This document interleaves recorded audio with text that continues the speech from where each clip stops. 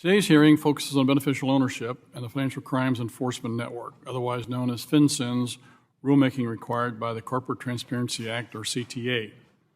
Beneficial ownership information reporting has been touted as one of the most important national security tools, yet no one knows anything about it. It is my hope that today's hearing will not only inform our constituents of this forthcoming rule, but will shine light on the ways the Treasury Department and FinCEN have distorted the purpose of this rulemaking. Before we dive into the weeds, however, it is important to set the stage. Some of my colleagues across the aisle today may insinuate that committee Republicans never supported beneficial ownership, and our actions since the passage of the CTA were carried out to undermine the legitimacy of the final rule. Nothing could be further from the truth. I personally worked with former Congresswoman Carolyn Maloney on an earlier iteration of the CTA.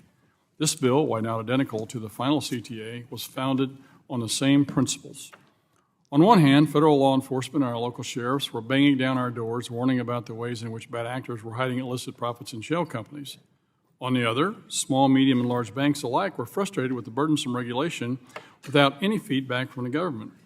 To fix this problem, Chair Maloney and I decided to shift the burden from the banks and place it on the federal government. If law enforcement and FinCEN wanted the information seamlessly, they would need to be responsible for its collection. Since that initial bipartisan attempt, the CTA changed slightly but never lost its foundational principle. If the U.S. government wants the information, the U.S. government should be responsible for it. Now we find ourselves in a precarious situation. We are less than 6 months away from the CTA's effective date of January 1, 2024, and we will be left with more questions than answers.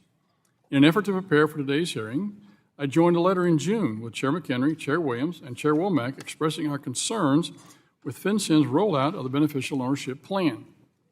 This letter asks some important questions about how FinCEN plans to educate 32.6 million small businesses about their new obligations. This should not have been a difficult letter to respond to.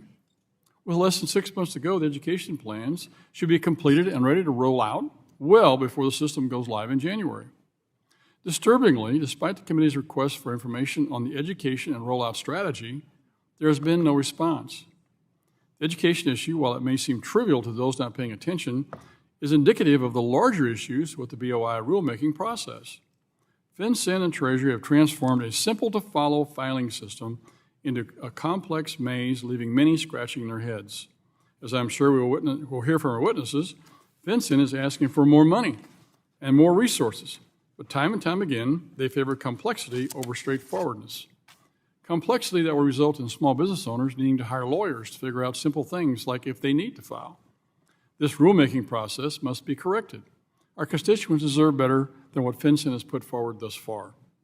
I do not see how FinCEN can move forward with a January 1 effective date without having a plan.